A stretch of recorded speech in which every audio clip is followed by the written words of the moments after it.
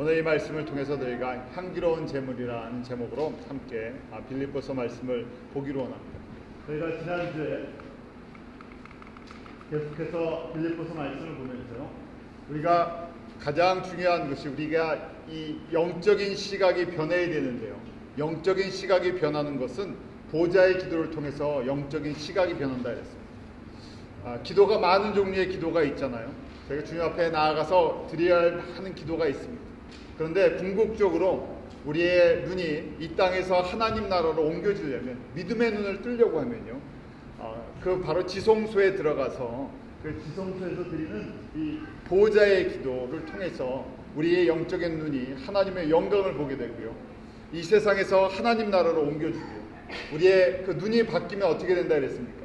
눈이 바뀌면요, 생각이 바뀌고요, 생각이 바뀌면요, 그 다음에 가치관이 이제 본 것이 있으니까요, 가치관이 변하고요, 가치관이 변하면 그것이 비로소 하나님의 성품으로 바뀝니다. 이것은 하루아침에 이루어나는 것도 아니고요, 당장 눈에 보이지도 않죠. 우리가 믿음의 여정을 통해서 평생을 제가 따라가는 것이고요, 이것을 제가 신학적으로 성경적인 용어로 한마디로 하면 성결한 삶이라는 것이죠. 이 성결한 삶은 하루 성결했다고 성결의 삶의 열매가 맺혀지는 것이 아니라, 내가 매일매일 주님 앞에 나아가서 그 십자가 앞에 나아가는 그 은혜를 저희가 체험해야 되는 것이죠. 십자가 앞에 나가는 것이 즐겁고 감격이 있고, 또 그 가운데 주님과의 깊은 인격적인 교제가 있는 것, 그냥 형식적으로 주님 앞에 나아가는 것이 아니라요, 저희가 형식적으로 예배드리고 형식적으로 그냥 나아가는 것이 아니라, 뭐 필요가 있어서 나아가는 것이 아니라 그 예수님을 만나는 그 교제의 기쁨이 있기 때문에 그렇습니다. 저희가 사람과 사귈 때도 그렇죠, 부부관계도 그렇고 사람과 사귈 때도 뭐 주고받는 것이 있어서 사귀면요, 우리가 피상적인 관계가 됩니다. 주고받는 관계는요, 내가 하나 주면 하나 받는 이런 관계이기 때문에요, 내가 몇 개를 줬는데 안 주면요, 만남이 소홀해지죠. 안 만납니다. 그런데 예수님과의 관계가 주고받는 이런 관계가 아니라요, 내가 뭐가 필요해서 뭘 얻기 위해서 하나님 앞에 나아가는 것이 아니라 그냥 그 예수님과 교제하는 것, 하나님과 교제하는 그 시간이 즐겁고 또 은혜가 있을 때, 그때 저희가 진짜 은혜를 받는 것이죠.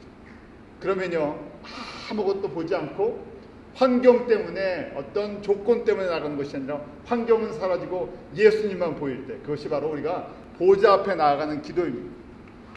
이렇게 보좌 앞에 나아가 기도하고 간구하고 감사할 때 비로소 우리 안에 눈이 떠지기 시작한다 그랬죠.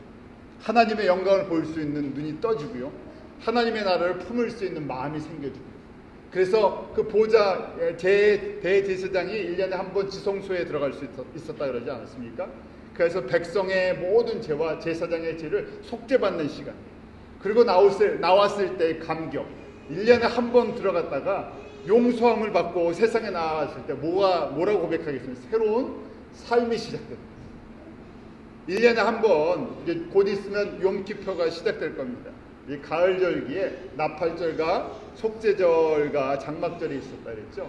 속죄절날 1년에 한 번, 그것이 우리 히브리 말로 욤키퍼라는 것이 The Day of Atonement, 용서를 받는 날. 만약에 하나님께서 용서해 주지 않는다 그러면요, 새로운 삶이 시작될 수가 없습니다. 그래서 우리 성도의 삶은 용서받은 후에, 이 거듭난 후에 그 감격을 가지고 세상에 나아가는 것이죠. 그래야 내가 용서받은 죄인이라는 것, 이제 이 세상의 영광을 아니라 하나님의 영광으로서 달려갈 수 있는 새로운 인생이 시작됐다 그랬을 때요, 그 날이 정말 똑같은 것을 보아도요, 감격이 있고 기쁨이 있고 감사가 끊이지 않겠습니까? 그래서 저희가 지금 이 빌립보서 말씀을 묵상을 하고 배우면서요, 꼭 저희가 훈련할 것이, 평생 훈련할 것인데요, 보좌 앞에 나가는 그 기도, 이게 저희가 훈련이 잘 돼 있지 않았어요. 이 보좌 앞에 나가서 인격적으로 교제한다 그러면요, 잠도 오고요, 우리는 통성으로 막 부르짖는 거에 익숙한 사람들인데요, 그냥 주님을 바라본다 그러면요, 그냥 눈을 감고 주님을 바라보면 잠이 오죠. 그냥 생각이 복잡해집니다. 이 정리가 잘 안 되니까요. 이런 과정들을 겪으면서요, 자꾸만 주님만, 그냥 다른 거 내놓고 주님만 자꾸만 생각하고 묵상하고 만나고 하는 그것이 조금씩 될 때, 그때 이제 믿음의 눈이요, 조금씩 열리면서요, 이쪽에서 하나님 나라로 그 하나님의 말씀이 이제 안에서 깊게 묵상되는 은혜가 임한다는 것입니다. 그래야 누구를 닮아간다고요? 그래야 그럴 때 예수 그리스도를 닮아가는 그 참된 인격의 열매, 성품의 열매가 우리 안에서 만들어지죠. 근데 이것이 어떤 사람도 지름길도 없고요. 그 다음에 빨리 만들어지지도 않고 은혜를 받으면 조금씩 평생을 걸쳐서 닮아가는 것. 이것이 우리가 거룩에 이르는 경건의 열매를 맺어가는 삶이라는 겁니다. 자, 이것에 대해서 바울이 뭐라고 이야기합니까? 바울이 자신도요. 저희는 바울의 믿음의 반의 반만 닮았으면 좋겠는데요. 바울이 로마 감옥에 앉아서 한 55세 정도가 됐을 때 예수님을 믿고 따라간 지 22여 년이 흘렀어요. 나는 여태까지 그 예수님을 만난 다메섹에서 예수님을 만나고 지금까지 한 그 25년간을 이걸 배워왔다는 거예요. 이거에 대한 비결을 배웠다는 거예요. 어디에 앉아서 지금 고백을 하고 있어요? 로마 감옥에 앉아서. 그렇지 않으면 감옥에 앉아서 감사하라 이야기할 수 없겠죠. 자신의 삶을 돌아보면 아무것도 남는 게 없는 것처럼 보여요. 열심히 복음을 증거하고 열심히 교회를 세우고 이방인들을 위해서 뛰었는데요. 지금 자기에게 주어진 것은요. 감옥에 앉아서 어떻게 될지 앞날이 보이지 않는 순간입니다. 그런데도 바울은 거꾸로요. 그 빌립보 성도들을 격려하고 도전해주고 있죠. 내가 이 모든 것에 환경에 뛰어넘는 환경에 의해서 좌우받는 신앙이 아니라 환경을 뛰어넘는 이 모든 일체의 비결을 어떻게 했다고요? 이 비밀을 배웠다. 근데 배웠다는 걸 지난주에 말씀을 드렸죠. have learned라고 되어 있어요. 현재 완료형이다 이렇게 말씀을 드렸는데요. 한국말에는요 그냥 배웠다 그러니까 별로 감동이 없습니다. 근데 영어로 보면 현재 완료인데 과거의 어느 시점부터 지금까지 이거를 배워왔다는 거예요. 그리고 계속 배우고 있고요. 이것에 이 배운 비결을 갖다가 지금 빌립보 성도들에게 또 저희들에게 하나님의 말씀으로 남겨주고 있는 거죠. 그 비결이 결국 무엇입니까? 4장 13절에 저희가 잘 암송하고 적용하는 거죠. 내게 능력 주시는 자 안에서 내가 모든 것을 할 수 있다. 다시요 이걸 다른 말에 적용하지 마시고요. 내게 능력 주시는 나에게 힘을 주시는 그 예수 그리스도 안에서 성령님 안에서 어떤 상황 속에서도 어떻게 할 수 있다고요? 항상 기뻐할 수 있고 그 다음에 모든 사람들에게 관용을 베풀 수 있고 아무것도 염려하지 않고 하나님의 평강을 누리는 이 하나님의 거룩함에 참여하는 이 비결을 배웠다는 거예요. 그래서 그걸 누가 주신다고요? 우리가 예수님께 기도와 간구로 감사함으로 나아갈 때마다 보좌 앞으로 자꾸만 나아갈 때마다 상황을 뛰어넘는 상황에 얽매이는 것이 아니라 그 예수 그리스도 보좌에 앉아 계신 예수님을 바라볼 수 있는 믿음의 눈이 떠진다는 것이죠. 이래야 목적이 있죠. 이렇게 할 때 뭐가 생긴다고요? 그럴 때 이제 오늘 저희가 이제 말씀을 볼 건데요. 이럴 때 저희가 성령의 열매를 첫 번째 맺어갈 수 있습니다. 이럴 때요. 구체적인 이제 마지막 결론과 같은 거죠. 이 빌립보 성도들이 향기로운 그들의 헌신과 봉사와 그들의 드림이 향기로운 제물이다 하고 설명을 해주고 있어요. 오늘 본문 말씀에 바울이 빌립보에 있을 때나 또 데살로니카에 있을 때 마게도니아에 있을 때나 데살로니카에 있으나 지금 로마에 있으나 꼭 결정적일 때마다 힘이 빠질 때마다 어떻게 한다고요? 빌립보 성도들이 잊지 않고요. 물질을 보내죠. 근데 물질이 필요해서 이야기하는 것이 아니죠. 이들 속에 마음이 어디에 있는지를 알고요. 그들과 바울의 동역자 관계라는 걸 알고요. 또 바울이 이 사람들의 헌신을 보면서 뭐라고 표현하고 있냐면 하나님이 기뻐 받으시는 향기로운 제물이다. 그 돼 있습니다. 저희가 그런데 이 모습을 보면서요. 제물에 대해서 한번 이제 오늘은 좀 제사와 제물과 기독교인의 우리 크리스천의 삶에 대해서 한번 저희가 구체적으로 보려고 합니다. 제물은요 영어로 보면 offering 아니면 sacrifice라는 표현을 씁니다. sacrifice라는 말은요 그 단어의 희생이에요. 제물을 꼭 죽이게 돼 있죠.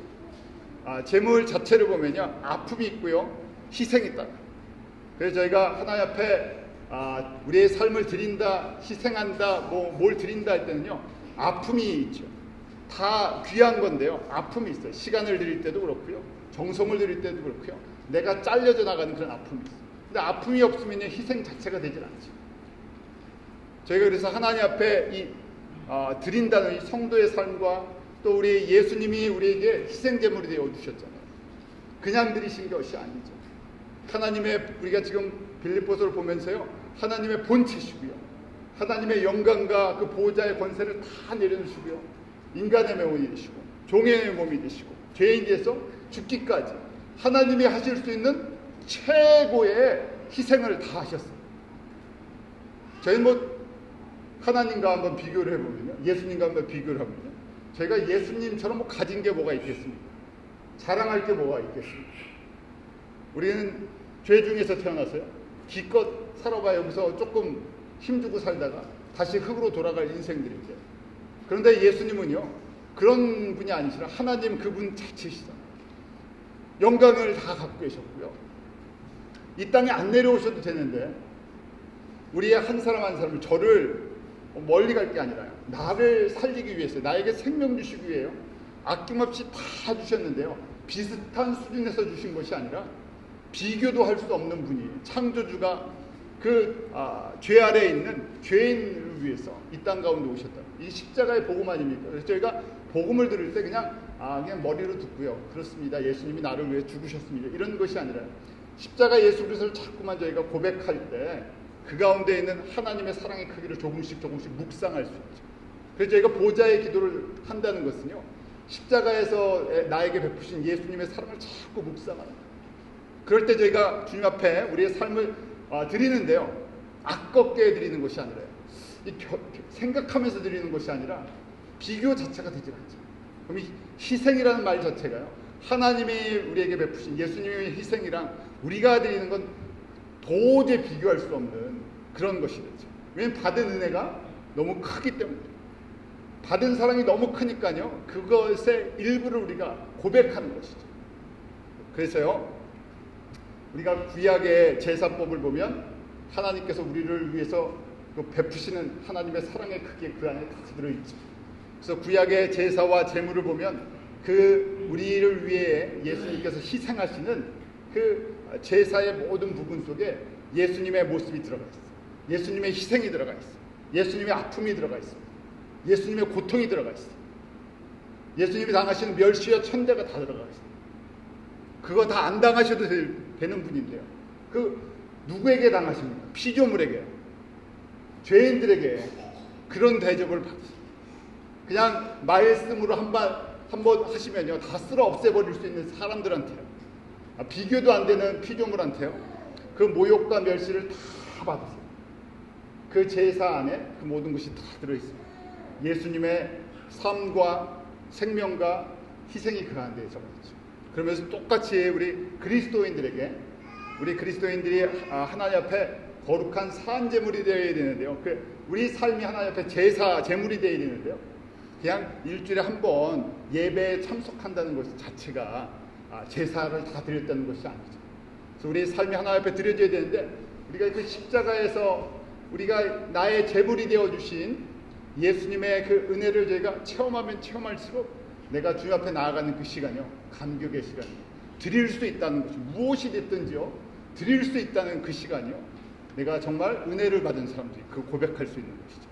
바울은 지금 빌립보 교회를 보면서 모든 성도들이 다 그 단계까지 이르기를 원하지만요, 몇 사람만 그 단계에 이르고, 여기 안에 문제가 있었죠. 어느 교회나 다 문제가 있었다 그러잖아요. 특별히 빌립보 교회는 사랑하는, 정말 하나님의 기쁨이며 면류가 아닌 그런 교회인데도 불구하고 다 그런 것이 아니라 아직 그 단계에 이르지 못하는 성도들도 있고요, 또 여러 사람들이 있었죠. 그래서 달려가는 사람들은 계속 달려가게 하고요, 머뭇거리는 사람들에게 이제 정신 차리고 그쪽으로 향해 달려가라고 격려를 해주는 것이죠.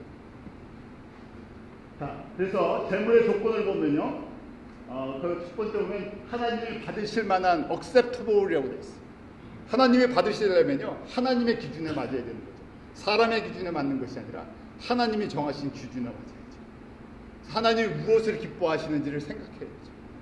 제가 하나님의 말씀을 묵상하면서 하나님이 무엇을 기뻐하시는가 하고 생각하는데요, 하나님이 무엇을 기뻐하십니까? 회개하는 심령을 기뻐하시죠. 주님 앞에 나왔을 때 나의 모든 것들을 겸손히 내려놓는 회개하는 심령을 주님께서 찾으세요. 그리고 우리 가운데 바로 주님을 인정하고 겸손히 날마다 나는 주님 없이는 못 삽니다 고백하는 그런 것들을 주님께서 받으시죠. 자, 그 다음에 향기로운 프레그런스인데요. 향내가 난다는 거. 사람마다 우리 냄새가 나죠. 김치를 먹는 우리 같은 사람들은요, 한국 사람들은 마늘 냄새가 나고요. 글쎄, 미국 사람들은 고기를 먹어서 그런 냄새가 나는지 미국 사람들도 냄새가 나고. 엘리베이터나 크로싱에 그 아파트, 고층 아파트에 가면요, 층층이 나는 냄새가 다 달라요. 음식 냄새랑 섞여요. 인도 사람들이 많이 간다 가면 카레 냄새가 또 진동을 하고, 한국 사람들이 있으면 이 고추장이랑 마늘이랑 김치 냄새가 나고, 중국 사람이 있으면요, 중국 사람 또 특유의 그 기름지는 이상한 그 향기들이 다 나요. 우리 한 사람들이요, 인간적인 냄새들이 다 있어요. 그런데 우리의 속 사람의 예수 그리스도의 모습으로 변화될 때 무슨 향기가 나겠어요? 내지 말라 그래도요, 예수님을 향한, 예수님을 찬양하는 예수님의 냄새가 나기 시작하죠. 그래서 우리가 주님 앞에 나아갈 때마다 내 냄새가 나나, 인간적인 냄새가 나나, 아니면 우리 성령의 기름 부으심을 받는다는 거죠. 성령께서 우리 안에 나의 냄새를 다 태워주시고요, 성령으로 채워주실 때 성령의 냄새가 나죠. 기름 냄새가 나죠. 거룩한 냄새가 나죠. 일부러 경건한 척하려고 하는 것이 아니라, 바리새인들이나 예수님 당시에 그 율법주의자는 일부러 냄새를 내려고 했어요. 일부러 거룩한 척. 거룩이라는 것이 형식적으로 만들어지지 않기 때문에 그렇습니다. 사람들은 속일 수 있죠. 얼마든지 속일 수 있습니다. 거룩한 향기를 품는 것처럼 마치 잠시 우리가 향수 같은 거 뿌리면요, 냄새가 살짝 지워지죠. 그런데 향수 그 기운이 없어지면 다시 본래의 냄새가 나죠. 옷이라는 것이 그렇습니다. 인위적인 형식이라는 것이요, 얼마든지 순간은 모면할 수 있지만 살다 보면요, 자연스럽게 나는 냄새를 나죠. 그래서 보면 예수님 앞에 프레그런트라는 향기가 나는 제물이다. 저희 이제 말씀을 구체적으로 볼게요. 어떻게 해야 향기가, 주님이 받으시는 향내가 나나. 제사를 저희가 보면요, 주님이 그 구약의 제사법 보면 향 냄새를 맡으시는 제사가 있어요. 향기를 맡으시는 제사가 있어요. 그래서 저희가 그렇게 우리의 삶이 그 주님이 원하시는 그 수준의 향기를 만들어내야 되는구나 하는 것을 보게 됐죠. 그 다음에 또 하면 하나님을 기쁘시게 pleasing God이라고 됐죠. 우리가 하나님을 기쁘시게 하는 것이 무엇인가 하는 것이죠. 하나님의 뜻을 알고요, 하나님의 뜻에 순종하는 것이죠. 더 구체적으로 보면요, 나를 통해서 예수 그리스도의 생명이 흘러가는 것이죠. 나를 통해서 저희가 잃어버린 영혼들이 생명을 얻고요, 자라고요, 열매를 맺는 것까지. 그래서 오늘 18절에 보면요, 너희의 준 것을 받음으로 내가 풍족하니 이는 받으실 만한 향기로운 제물이요 하나님을 기쁘시게 한 것이라. 그러면서 17절에 내가 선물을 구함이 아니요 오직 너희에게 유익하도록 과실이 번성하기를 구합니다. 너희들에게 과실이, 열매가 번성하기를 원한다는 거예요. 빌립보서를 쓰는 목적이 무엇인가? 바울 개인을 위해서 쓰는 것이 아니라 너희들에게, 빌립보 성도들 중에 아직 과실을 못 맺는 사람이 있으면 과실 맺으라는 거예요. 지금 과실을 맺기 시작한 사람이 있으면 더 풍성하게 맺으라는 거죠. 신앙에 열매가 있어야 되는데 그 열매에 초점을 제대로 맞추고 있으라는 얘기죠. 바울도 그것을 향해서 지금 열매를 맺기 위해서 달려가고 있다는 얘기죠. 자, 그럼 저희가 간단하게 구약의 제사법과 그리스도인의 삶에 대해서 저희가 한번 보려고 하는데요. 저희가 자주 공부하죠. 우리 크게 그리스도인의 삶이 두 종류의 삶이 있음을 압니다. 첫 번째는 안 믿는 사람들의 삶이 있어요. 육에 속한 사람들. 고린도전서 2장에 보면 넌 크리스천들, 육에 속한 사람들이 있죠. 14절 한번 우리 같이 읽어보겠습니다. 2장 14절입니다. 시작. 육에 속한 사람은 하나님의 성령의 일을 받지 아니하나니 저에게는 미련하게 보이며 또 깨닫지도 못하나니 이런 일은 영적으로 해야 분별한 뿐이다. 육에 속한 사람이라는 것은 영적으로 눈이 떠지지 않았다는 것이죠. 근데 영적으로 눈이 떠지는 것, 이거는 인위적으로 뜰 수가 없어요. 그래서 우리가 영적으로 눈이 떠지는 것 그 자체도 성령의 역사이고요, 하나님의 은혜입니다. 아무리 예수님의 말씀을 똑같이 앉아서 이 자리에 들어도요, 반응하는 게 다 틀리죠. 우리가 처음에 예수님의 말씀을 들었을 때 우리 혼자 들은 게 아니죠. 분명히 주변의 사람들과 같이 들었을 때. 그런데요, 반응하는 게 다 틀립니다. 예수님의 말씀을 들으면서 예수님이 정말 나의 주 나의 하나님이라고 고백할 수 있는 것, 그것이 우리에게서 나는 것이 아니라 성령께서 우리에게 은혜를 주시고 하나님께서 우리에게 은혜를 주시고 깨닫게 해주신 거죠. 그러니까 믿음은요, 사실은 넓은 의미에서 보면, 크게 보면요, 하나님께서 은혜를 주시는 분량만큼 자라요. 그 다음에 그 분량만큼 내가 따라가는 의지가 필요한 것들이죠. 그래서 저희가 하나님 앞에 나아갈 때 은혜를 주십시오 할 때 그 은혜가 세상적인 은혜가 아니라 뭘 달라고요? 예수님을 아는 은혜. 십자가의 그 가치를 아는 은혜를 매일 주십시오. 왜냐하면 십자가의 가치는 저희가 표현할 수도 없고요, 측량할 수도 없기 때문에 보아라 그러죠. 캐면 캘수록 더 귀한 보아. 너무나 단순하잖아요. 이론적으로는 다 알고 있어요. 예수를 믿는 사람이라면요, 예수님이 나를 위해서 십자가에서 죽으셨습니다. 내가 죄인이었고 예수님께서 죄의 값을 치러주셨습니다. 이제 내가 사는 것은 예수 그리스도를 위해 사는 것입니다. 나는 죽어도 다시 살 수 있는 부활의 믿음이 있습니다. 다 같이 믿음의 고백을 하잖아요. 사도신경을 똑같이 고백을 해요. 매주 앉아서 같이 사도신경을 고백하고 예배를 드리는데 믿음의 분량이 전부 다 달라요. 그런데 그것이 나에게서 나는 것이 아니라는 것이죠. 하나님이 주신 거이기 때문에. 그래서 주일날 똑같이 설교를 듣고 같이 성경 공부를 해도 사람들이 반응하는 게 전부 다 다릅니다. 100명이면 100명이 다 다른 반응을 하는 거죠. 그래서 목회자가 이제 어려운 부분 중에 하나가, 설교를 했는데 반응들이 다 다르죠. 어떤 사람들 은혜 받았다 그러고 무슨 말씀인지 잘 모르겠습니다. 나에겐 별 도전이 되지 않습니다. 여러 가지 반응들이 다 나올 수 있어요. 그래서 100명이면 100명, 1000명이면 1000명을 다 맞출 수는 없죠.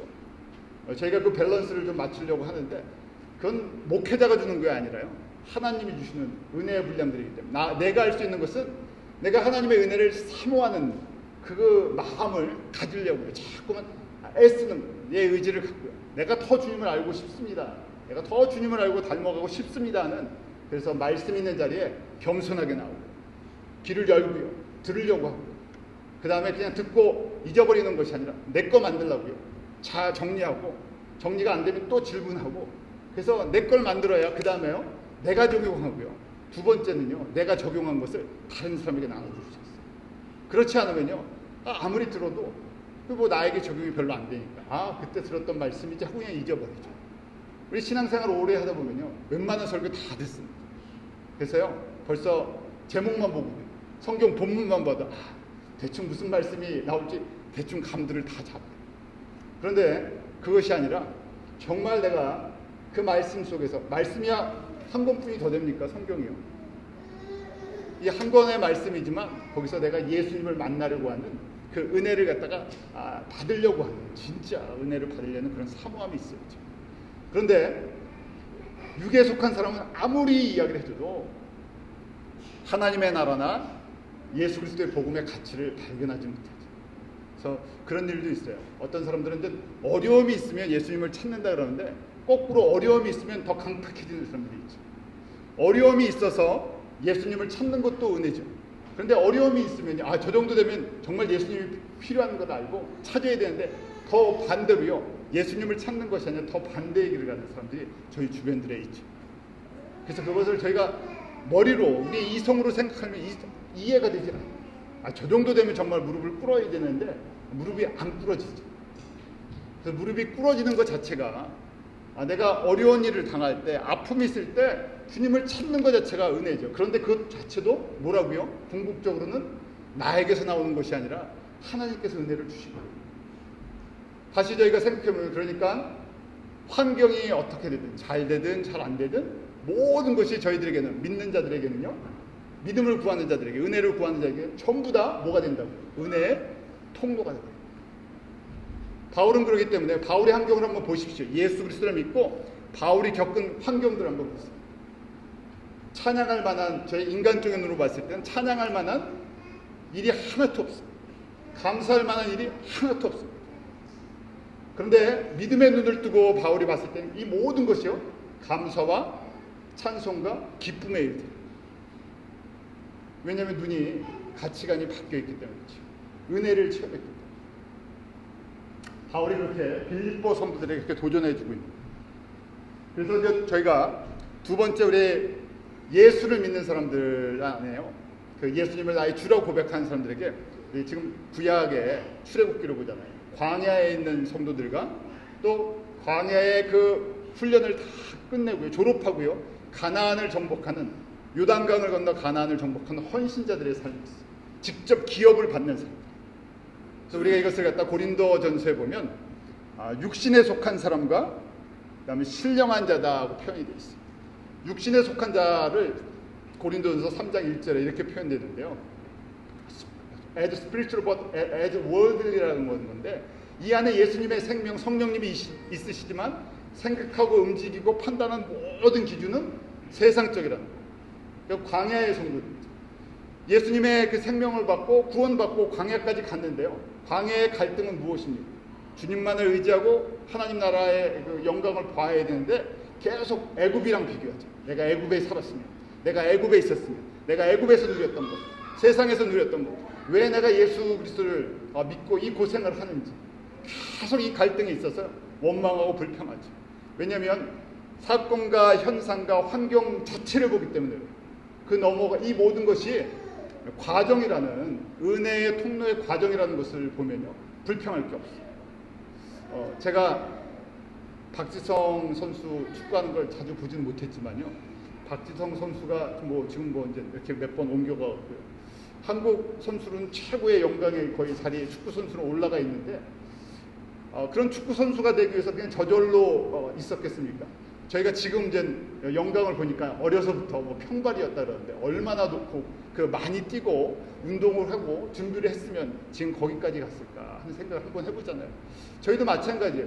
하나님의 영광의 보좌에 우리가 갈 수 있다는, 그 영광체로 변한다는 것, 면류관이 있다는, 영광의 나라가 있다면요, 우리가 이 과정을 갖다가 어렵다고 피해가지 않겠죠. 이 과정을 저희가 도망가려고 하지 않을 거예요. 왜냐하면 이 과정을 분명히 넘어가야 그 영광에 들어갈 수 있는 그런, 만약에 운동선수라면 체력 조건이 갖춰진다, 기술 조건이 갖춰진다, 그러면 그걸 참여하는 거죠. 마찬가지로요, 저에게 이 신령한 자라는 것은요, 그 한마음을 품은 것이죠. 그 성령의 다스림을 받는 사람. 이제 나는 죽고요, 오직 내 안에 예수 그리스도만 살아 움직이신. 로마서 7장에 보면 오호라 나는 공고한 사람이로다 하고 갈등을 하지 않습니까? 육신과 안에 성령의 음성 두 가지의 갈등이 있어요. 근데 8장으로 나오면 내가 모든 그 비결을 배웠죠.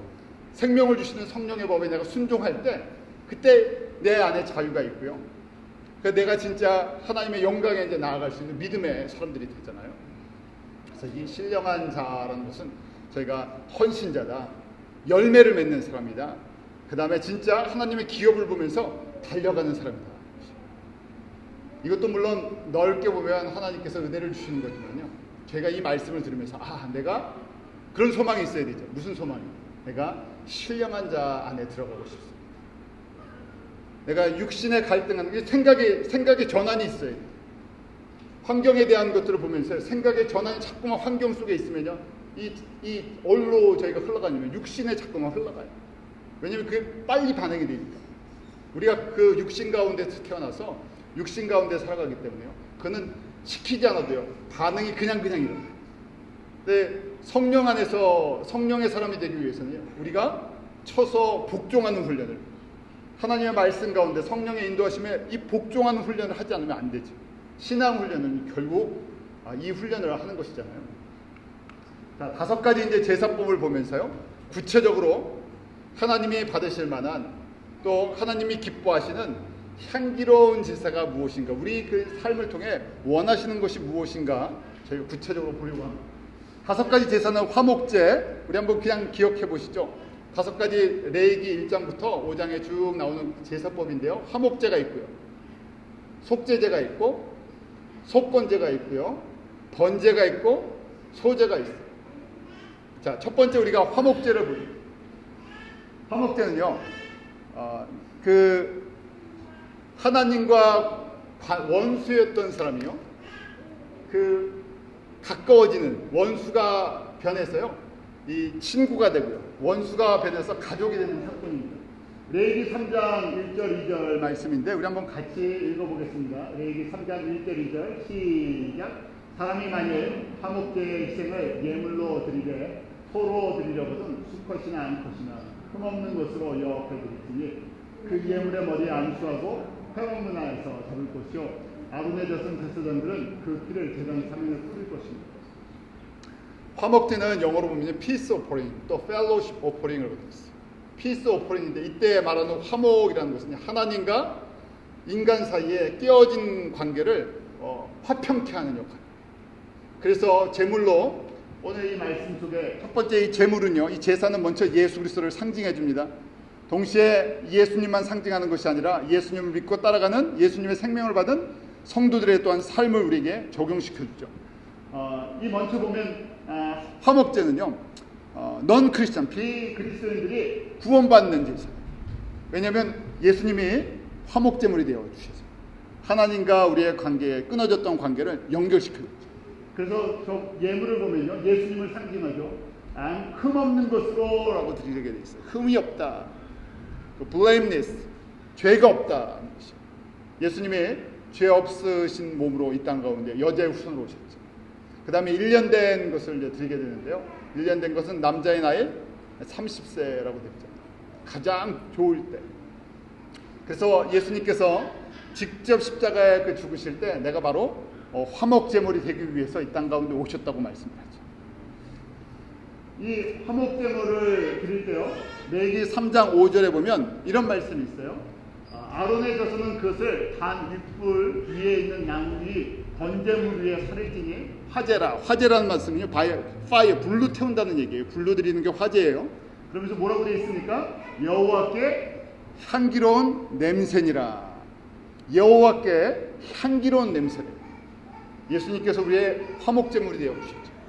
하나님과 깨어졌던 죄인들을 살리기 위해서 신이 제물이 되어 주셨어요. 그때 이 제물로 예수님이 드려졌을 때 하나님이 맡으시기에 이것은 아주 향기가 하나님을 감동시키는 가득한 향으로 하나님 앞에 올려진다는 얘기예요. 그래서 이때 이 제물은요, 향기를 맡으시는 제물이 됐어요. 하나님을 기쁘시게 하는 향이 됐다는 얘기예요. 두 번째는요, 속건제가 있습니다. 속건제는 이 guilt offering이라고 되어 있어요. 이 쉽게 생각하면요, 겉에 보이는 그런 자범죄들, 스스로 짓는 죄들, 작은 죄들이 일상생활 속에서 뭐 일어나는 것들, 사기도 치고 도적질도 하고 거짓말도 하고 또 뭐 성물의 그 기구도 좀 잘못 다루고 이런 일상생활 속에서 구원받은 사람들이 그 행하는 그런 죄들이 매일매일 그냥 일어나는 죄들입니다. 그 레위기 5장 15절 16절에 보면 그 레위기 5장 전체에 이제 속건제를 드리는 예가 나오는데, 거기에 보면 여호와의 성물에 대해서 범죄를 했든지 또 사람들에게 대해서 이것은요, 쉽게 자범죄고요, 스스로 지은 죄고요, 겉으로 나타나는 죄, 쉽게 겉으로 발견할 수 있는, 누가 얘기 안 해줘도요 잘못한 거 금세 알아요. 이런 죄를 갖다가 사함받기 위해서요 제물을 드렸었죠. 세 번째는요, 속죄제가 있어요. 속죄제는요, sin offering이에요. 이거는 조금 이제 내면의 문제. 속건제가 겉에 짓는 그런 쉽게 우리가 범할 수 있는 사회법이나 뭐 가정법이나 이런 거라면요, 이 속죄제는요, 하나님과의 관계 속에서 내가 말씀에 순종하지 않았을 때, 하나님의 뜻을 어겼을 때, 하나님의 규례를 어겼을 때, 이 하나님과의 관계 속에서 일어나는 일이에요. 그래서요, 누구나 다 이런 죄를 지을 수 있어요. 레위기 4장 전체에 나오는데 먼저 제사장의 죄에 대해서 이야기해요. 제사장이 거룩하기 때문에 제사장이 된 것이 아니라 하나님께서 은혜로 불러주셨어요. 백성들의 죄를 고백하고 담당하도록. 그러니까 하나님 앞에 누구도요, 우리가 직분을 갖고 자랑할 사람이 없죠. 우리가 거룩하기 때문에 직분을 받은 것이라고 생각할 때가 있는데, 사실 하나님께서 은혜로 맡겨주신 거잖아요. 그러니까 제사장도요, 죄를 짓습니다. 제사장이나 회중 전체가 죄를 졌을 때 이 문제를 해결하기 위해서요, 레위기 4장 2절 이후에 보면 어떻게 제물을 드려야 되는지 설명이 쭉 나와요. 거기에 보면 만일 기름 부음을 받은 제사장이 범죄하여 백성으로 제어를 잊게 하였으면 죄의 영향력이 백성들에게까지 갔습니다. 그 범한 죄를 인하여 흠없는 숫송아지로 속죄제물을 삼아 여호와 드릴지니 흠없는 숫송아지를 드려라 그렇게 됐어요. 예수님이 우리의 죄, 우리의 모든 허물을 다 용서해 주셨죠. 직분과 배경 상관없습니다. 그런데 이 속죄제도 누가 드리는 제사예요? 구원받은 하나님의 자녀들이 드리는 제사. 광야 생활 속에서, 신앙생활 속에서 하나님의 뜻에 불순종했을 때 드리는 제사들이죠. 그래서 그 제사를 드릴 때 보면 고기의 부분을요, 11절 12절에 보면 숫송아지의 가죽과 그 모든 고기와 그 머리와 다리와 내장과 곧 그 송아지 전체를 진 밭과 재버리는 곳인 정결한 곳으로 가져다가 불로 나무 위에 살을 내고 재버리는 곳에서 살을 찝니다. 송아지의 죄를 다 넘기는 거죠. 그리고 그것을 진지, 그 이스라엘 사람들의 캠프 바깥에 재버리는 쓰레기 처리장 같은 데다가 갖다가 다 태워서 버리라는 거죠. 속죄제를 통해서 우리에게 주시는 메시지가 있어요. 우리가 세상에 입고 있는 더러운 것들 있지 않습니까? 세상에서 갖고 왔던 더러운 것들 있죠. 그것은 진 안에 갖고 들어오면 안 되고요. 진 바깥에. 그 진 바깥에 가서 태워버려요. 다시는 얼로 들어오지 말라고요. 하나님의 회중으로, 하나님의 그 거룩한 곳으로 갖고 들어오지 말라는 것이죠. 그래서 우리가 회개한다 하는 것, 회개할 때 우리 이 더러운 것들을 어떻게 해야 됩니까? 갖다 태워서요, 버려야 되죠. 자꾸만 우리가 이걸 갖고 있으려고 하죠. 갖고 있지 말고 태워버려야 되는 건데요. 바깥에다가 완전히 나의 삶의 바깥에다 던져버려야 되는데요. 삶의 어느 부분에 놔두면요, 또 언젠가는 똑같은 일을 저희가 하죠. 족장에는 수염소를 드리게 되어 있었고요. 평민은요, 또 암염소를 드리게 되어 있습니다. 자, 그런데 제가 이제 이렇게 드리는 이유가 있어요. 속죄제와 속건제는 하나님께서 이것은 향기로운 냄새, 향기로운 화제, 향기로운 제사다 이렇게 말씀을 안 하세요. 왜 그렇겠습니까?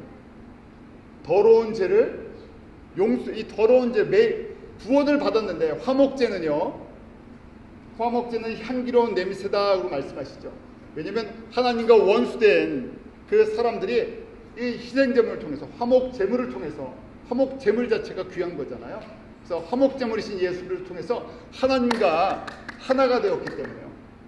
그때는 하나님께서 향기로운 냄새다, 화제다 그러시는데, 속죄제와 속건제는 이미 하나님의 생명을 얻은 저희들인데요.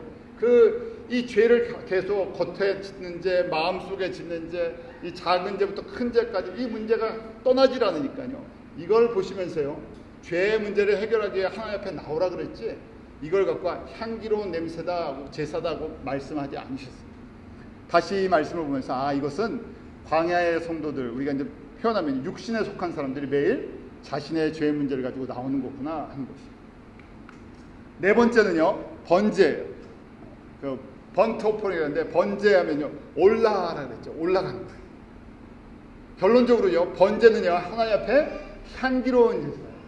자, 번제를 드리는 방법이 있습니다. 먼저 레위기 1장 전체는 번제에 대한 것인데, 회막문 앞에서요, 흠없는 수컷을, 그 소의 수컷을 하나 잡았어요. 거기에 안수하죠. 죄를 그쪽에 다 떠넘겨줍니다. 그러고 나서요, 5절부터 이제 9절에 보면요, 순서가 가죽을 먼저 벗기죠. 소의 가죽을 다 벗기고요, 각을 뜹니다. 다 잘라요. 뿔도 자르고, 그 다음 머리 자르고, 이 고기 분도 다 자르고요. 그 다음에 이제 내장과 정강이를 다 또 잘라서 빼서요, 물로 씻습니다. 그리고 그 전체를 갖다 어떻게 합니까? 다 태워서. 9절에 보면 그 내장과 정강이를 물로 씻을 것이요, 제사장 그 전부를 단위에 불살라 번제를 삼을지니 이는 화제라 여호와께 향기로운 냄새니라. 뭐라고요? 여호와께 향기로운 냄새. 자, 하나님께서 향기로운 냄새로 받으시는 것이 이제 또 번제가 되는데요. 번제는 한마디로 다 태워드리는 것인데요. 순서가 있죠. 먼저 뭘 한다고요? 가죽을 벗겨버려요. 우리가 하나님 앞에 우리의 삶을 드릴 때요, 성도들의 삶을 드릴 때, 속죄제와 속건제는 내가 범하는 죄 때문에 드리는 거예요. 번제는요, 내가 기쁨으로 나의 삶을 그냥 통째로 드리는 거예요. 근데 드리려고 하면요, 첫 번째 가죽이 벗겨져요. 한번 가죽이 벗겨진다고 생각해 보십시오. 소가죽을 한번 생각해 보세요. 우리 겨울에 소가죽으로 된 옷도 입는데, 가죽이라는 것은 나를 꾸미고 나를 보호했던 거예요. 내가 그동안 내가 뭐 더위면 더위, 추위면 추위, 세상에서 나를 보호하기 위해서 덮었던 것이 권위도 될 수도 있고요, 체면도 될 수도 있고요, 뭐 다 될 수도 있어. 내가 그래도 세상 속에 저희가 그래서 요새는 점점 외모를 중시해야 하잖아요. 이런 거 저런 걸로 꾸밉니다. 그런데 그걸 다 예수님 앞에서요, 다 벗어던지는 거예요. 이런 거 다 내가 이제 예수님 앞에서 이런 거 갖고 내가 주님 앞에 나가지 않겠어. 내가 과거에 내가 자랑했던, 내가 의지했던 것, 내가 예수님 대신에 사랑하고 보호막을 쳤던 것들을 내가 벗어던지겠습니다. 그 다음에 뿔을 자른다 그랬죠. 뿔은요, 영광의 상징이에요. 권위의 상징이죠. 그래서 내가 갖고 있었던 권위나 인기나 명예나 무엇이 될 수도 있어요. 내가 사람에게 영향력을 줄 수 있는 것이, 삶 자체가 아니라 내가 갖고 있는 것 때문에, 내가 누리고 있는 것 때문에 사람들이 저 사람의 그 권위를 인정해 주는 것이죠. 직위가 될 수도 있고요, 물질이 될 수도 있고요, 또 사람들이 인정해 주는 어떤 영광의 포지션이 될 수도 있어요. 저희가 일반적으로 그렇지 않습니까? 대통령이 장로님이 되면 이게 뭘 기대하잖아요. 대통령인데 장로님이시니까 그 자체가 하나의 영광의 뿌릴 수가 있죠. 그래서 이 모든 것들을 다 잘라버려요. 내가 이런 거 갖고 주님 앞에 이런 거 자체도 다 잘라서 겸손히 다 드리겠다는 것이죠. 그 다음에 각을 뜬다 그랬죠. 몸의 각 부분을 다 잘라내는 것입니다. 살아있는 것을 자른다고 한번 생각해 보십시오. 그냥 살점이 우리가 떨어져 나간다고 생각해 보세요. 얼마나 아플까. 그러니까 sacrifice란, offering이라는 것은요, 희생이 꼭 들어가는 말씀이라고 했잖아요. 저희가 속건제와 속죄제는 내가 잘못해서 그런 거고요. 번제는요, 내 willing, 내 디자이어가 있는 거예요. 내가 안에서요, 내가 잘라져 나가는 아픔이 있는데요, 뿔이 잘리는 이 아픔이 있는데요, 가죽이 벗겨지는 아픔이 있는데요, 그런데도 불구하고 무엇 때문에? 하나님을 기쁘시게 할 수가 있다니까, 하나님의 영광을 위해서 기꺼이 내가 자르는 거예요. 아픔을 감당하면서 잘라주는 거예요. 왜냐하면 생살이기 때문에, 살아있는 것이고, 저희가 죽었으면 얼마나 좋겠습니까? 죽은 거야 얼마든지 나눠줄 수 있죠. 근데 죽지 않은, 우리가 살아있는데 그것을 자르려고 하니까요, 안 잘려지는 거죠. 그래서 이렇게 다 자르고, 내장 정강이라 그랬죠. 다리까지 자릅니다. 내가 가고 싶은 거, 내가 행하던 거, 내가 좋아하던 거 다 잘라버리는 거죠. 그 다음에 내장을 씻는다는 것. 정강의 내장을 씻죠. 거룩하게 만듭니다. 그러고요, 그것을 전부 다 태워서 올려드릴 때 어떻게 한다고요? 하나님께서 향기로운 냄새다. 로마서 12장에 저희가 이 말씀도 잘 알죠. 로마서 12장 1절, 바울의 서신은 항상 똑같아요.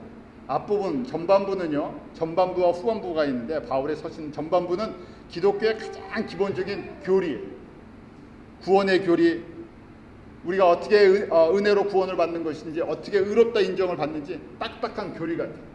그리고 후반부에는 그러므로 하고 적용 부분을 이야기해요. 너희가 예수 그리스도의 그 은혜로 말미암아 구원을 받았으면 그러면 어떻게 살아야 되느냐? 거룩한, 하나님이 기뻐하시는 거룩한 사안제사로 드리라 할 때, 이 사람들은요, 제사라 그러면 이 5가지 제사를 지금 기억하고 있는 사람, 아는 사람들. 그래서 저희가 5가지 제사 중에서 지금 화목제와 번제는 하나님 기뻐 받으시는 향기로운 냄새라 그랬었죠. 그래서 이제 구체적으로 그렇게 거룩한 사안제사로 드리는 삶이 무엇입니까 하는 것이 12장 3절부터요 15장 전체에 나옵니다. 여러분들이 12장부터 15장을 볼 때 이게 진짜 거룩한 삶을 사는 사람들의 모습이구나. 그래서 12장 3절부터 이렇게 말씀이 나와요. 내게 주신 은혜로 말미암아 너희 중 각 사람에게 말하노니 마땅히 생각할 그 이상의 생각을 품지 말고 오직 하나님께서 각 사람에게 나눠주신 믿음의 분량대로 지혜롭게 생각하라 고 말씀합니다. 무슨 얘기를 하려고 하느냐면요, 각자 하나님이 주신 은혜의 분량들이 있고요, 직분들이 있고요, 나에게 주신 감당해야 할 일들이 있다는 것이에요. 그래서 서로 보면서요, 이 로마 교회도요, 빌립보 교회도 어느 교회나 무슨 문제가 있었어요? 세상적인 성품을 갖고 있는, 아직 변화가 덜 된 사람들이 다 모여 있으니까요, 그 안에 항상 다툼과 시기와 분쟁과 또 그 가운데 이 갈등과 또 질투와 이런 모든 것들이 다 항상 깔려 있어요. 그래서 그런 일을 하지 않으려면요, 다시 뭘 해야 되나? 원론이에요. 예수님의 은혜를 처음 깨닫고요, 산제사로 드려야 된다고 그러죠. 번제가 되어야 된다고 합니다. 그 구체적으로 하면서요, 우리가 잘 아는 그리스도 안에서 우리가 한 몸이고 지체가 다르다는 거죠. 그래서 그 안에 지금 12장 3절부터 15장까지 아주 쉽게 얘기하면 화평케 하는 삶이 무엇인가, 하나님이 그 아들 예수 그리스도를 통해서 우리를 화목해 해주셨는데, 이제 수평적인 관계 속에서, 성도와 성도 관계 속에서, 교회와 교회 관계 속에서 화평을 이루게 하는 사람들, 그런 사람들이 어떤 사람인가? 바로 거룩한 산제사로 자기를 희생하지 않으면 이게 불가능하다. 그래서 그 일을 하는 사람들이 거룩한 산제사를 드리는 사람들이다 하고 구체적으로 적용을 시켜줍니다. 다섯 번째는요, 소제가 있습니다. 소제는 그레인 오퍼링, 이 곡물을 드리는 거예요. 곡물을 드리는 거. 이 곡물을 드리는 건데요, 곡물을 드리는데 레위기 2장에 나오는데요, 2장 1절 2절을 한번, 조금 길지만 레위기 2장 1절부터 3절까지 한번 같이 읽겠습니다. 1절부터 3절까지입니다. 시작. 누구든지 소제 예물을 여호와께 드리려거든 고운 가루로 예물을 삼아 그 위에 기름을 붓고 또 그 위에 유황을 놓아 아론의 대신 제사장들에게로 가져올 것이요, 제사장은 그 고운 기름 가루 한 줌과 그 모든 유황을 취하여 기념물로 단 위에 불사를 지니 이는 화제라 여호와께 향기로운 냄새니라. 그 소제물에 남은 것은 아론과 그 자손에게 돌릴지니 이는 여호와의 화제 중에 지극히 거룩한 것입니다. 자, 지금 소제에도 뭐라고 말씀하고 있습니까? 향기로운 것이다, 향기로운 냄새다 그러고 되어 있습니다. 계속해서요, 거기 향기로운 냄새다, fragrant offering이라고 되어 있는데요. 그런데 이제 소제를 드리는데 첫 번째, 이걸 거기 보면 지극히 거룩하다 하고 되어 있어요. 지극히, 다른 거랑 이제 비교를 하면서요, 소제를 구별해서 드리는데요, 이걸 지극히 거룩하다 하는데 드리는 법 있죠. 소제를 가지고 오고요, 그 다음에 그 위에 어떻게 합니까? 고운 가루예요. 고운 가루에다가 기름을 붓고 그 위에 뭐가 있다고요? 유황, 향이, 향이요, 향수 향하는 그 향기 내는 향이에요. 지금 세 가지가 같이 있는 거죠. 고운 가루가 돼야 돼요, 곡물이. 그 다음에 거기 기름을 붓고요, 그 다음에 거기에 향기 내는 향이 붙어 있어요. 그래서 이것을 어떻게 해요? 하나님께 태워서 드립니다. 그러니까 기름과 향과 고운 가루가 태워집니다. 자, 곡물 자체를 그냥 드리는 것이 아니라 곡물을 갈아야 돼요, 곱게. 자, 이것은요, 하나님 앞에 우리의 삶이 드려지는 건데 그냥 드려지는 것이 아니라요, 부셔지는 거예요, 깨어지는 거예요. 자, 희생은요, 우리 번제에서는 잘라져 나가는 아픔이 있었다 그랬죠. 이건 어떤 아픔입니까? 부셔지는 거예요. 그냥 부셔지는 게 아니라 아주 고운 가루가 될 거예요. 우리 맷돌에 한번 간다고 생각해 보십시오. 우리의 인생이 그냥 한번 생각해요. 내가 맷돌 속에 들어가서 갈린다고 생각해 보세요. 그냥 갈리면요, 견디지는 못하겠죠. 간다는 것만 보아도요, 무서워서 도망갈 겁니다. 고문이라고 생각하죠. 맷돌에 갈리고 싶은 사람이 누가 있겠습니까? 그런데 내가 갈려야 어떻게 된다고요? 향기로운 냄새가 된다고요. 우리가 얼마나 단단한 존재인가 한번 생각해 보세요. 웬만하면 우리 갈리지 않으려고 도망갑니다. 그런데요, 갈리지 않으면 뭐가 되질 않는다고요? 향기로운 냄새가 되질 않습니다. 그래서 저희가 이걸 보면요, 아, 그래서 사람들이 어디에서 어디로 안 넘어갑니까? 광야에서 요단강을 건너서 가나안을 안 가려고 해요. 아무리 거기 젖과 꿀이 흐르는 약속의 땅이라도 거기 가는 과정이, 갈리는 과정이 있으니까요. 이걸 못 견디는 거예요. 주님 앞에요, 은혜를 달라고 그랬죠.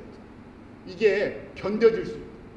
언제 견딜 수 있냐면 그 영광이 선명하면요, 갈리기를 기뻐할 수 있어요. 갈리는 동안. 지금 바울이 그 비결을 배워서 가르쳐 주는 거예요. 로마서에서도 그렇고 여기서도 그렇고. 하나님이 기뻐하시는 거룩한 산제서 드려라. 나는 기꺼이 소제가 되기를 원한다. 세상 사람들 보면 미친 사람이에요. 맷돌에 내가 직접 갈리겠다는 얘기예요. 그런데요, 그렇게 갈리면서 죽어가는데요, 죽는 게 아니라 그때 누가 살아난다? 내가 죽을 때 예수님이 살아나기 때문에 이 부활의 능력을 체험하는 사람이죠. 말은 쉽지만요, 제사법을 우리가 그냥 곡물을 드리는 건 쉬워요. 곡물을 갈아갖고요, 기름을 붓고 유황을 얹어갖고 태워드리면 되는 건데 우리를 어떻게 드린다고요? 우리를 거룩한 산제사로 드리라니까 이게 충격적인 얘기입니다. 얼마든지 공물은 드릴 수 있지만요, 우리의 삶이 이렇게 어떻게 드려져요? 그래서 지금 이 다섯 번째 제사 중에서요, 지금 이 소제를 보면서 뭐라고요? 지극히 거룩하다. 영어로 보니까요, most holy tabernacle offerings. 많은 제사법이 있지만요, 많은 sacrifice, 희생제물이 있지만 이것이 가장 거룩하다. 왜 그런지 이제 그 설명을 드립니다. 결론적인 거 잘 들으셔야 돼요. 왜냐하면 전부 다 태워서 드리는 것이 아니고 남은 것은요, 그 다음에 2장 4절에 보면 내가 하덕에 구운 것으로 소제의 예물을 드리려거든 고운 가루에 기름을 섞어 만든 무교병이나 기름을 받은 무교병을 드릴 것이다. 또 무교병을 드려야 돼요. 우리 제사장 들어가자마자 떡상에 무교병이 있잖아요.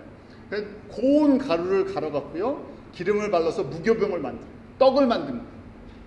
그래서 이 떡을 갖다 이제 드리는 거예요. 두 가지 기능이 있습니다. 소제는 하나는 자기가 다 태워졌어요.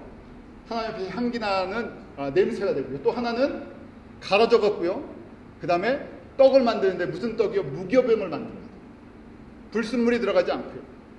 그래서 이 떡이 무엇인가? 바로 예수님이 우리에게 떡이라고 말씀하셨죠.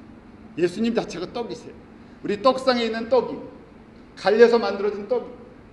그러니까 소제 자체가 예수님이셨죠. 예수님이 우리를 위해서 소제가 되어주셨어요. 그래서 지극히 거룩한 것이에요.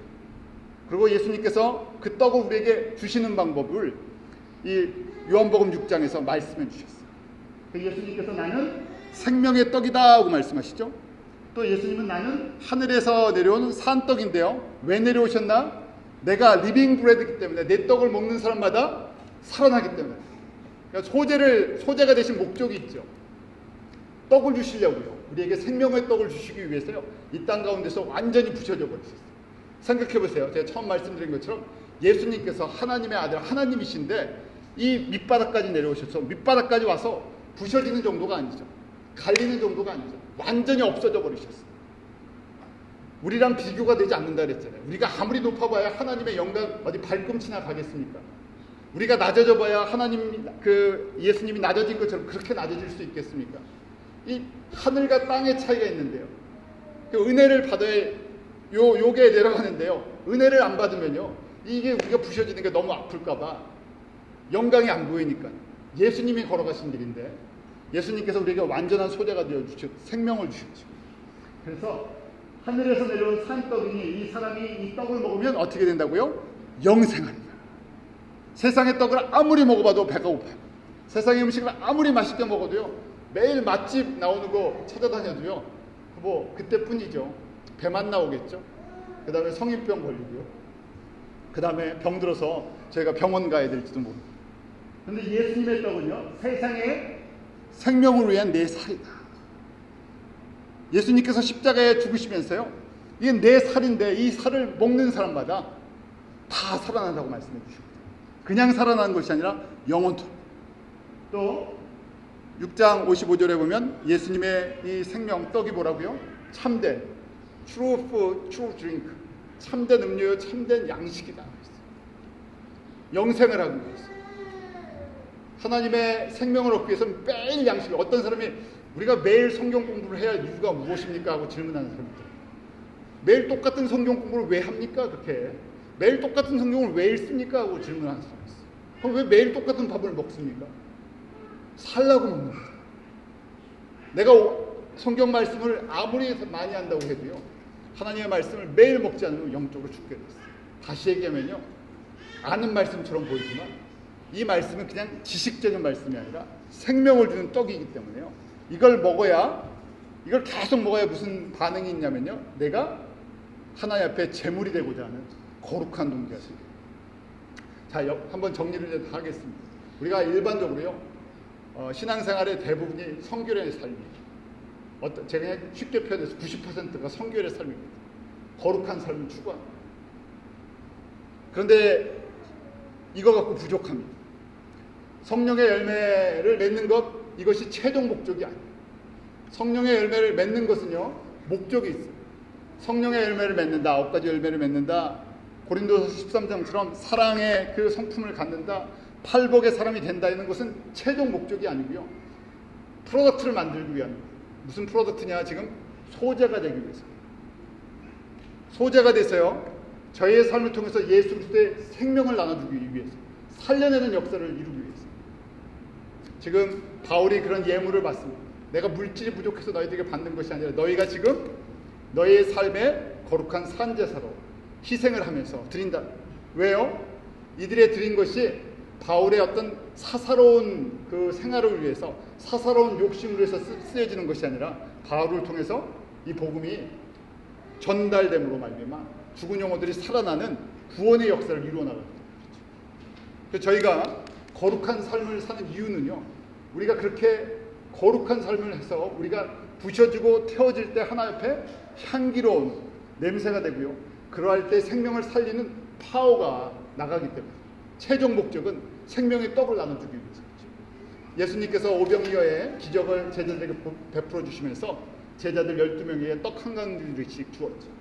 그런데 그 떡의 가치를 알지 못했어요.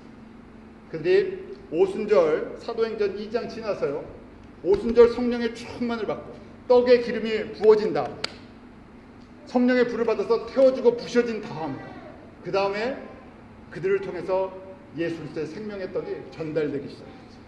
처음에 이 떡 광주리를 어떻게 처리해야 되는지 알지 못했어요. 조도 가치를 알지 못했어요. 저희도 마찬가지입니다. 우리가 성결은요, 그릇과 같아요. 떡을 담는 그릇입니다.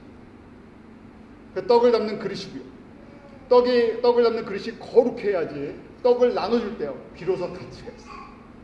그래서 주님께서 우리에게 성령의 9가지를, 성령의, 하나님의 성품을 담게 하시고, 그 다음에 궁극적으로 저희를 통해서 이 떡이, 생명의 떡이 전달되기를 원했어요. 가까운 사람에서부터, 예루살렘에서부터 땅끝까지. 그러니까 보좌의 기도를 할 때 이걸 할 수 있다. 보좌 앞에 자꾸만 나가야죠. 내가 소재가 되는 것이 기쁨이라고 고백할 수 있는 거고요, 번제가 되는 것이 기쁨이라고 고백할 수 있어요.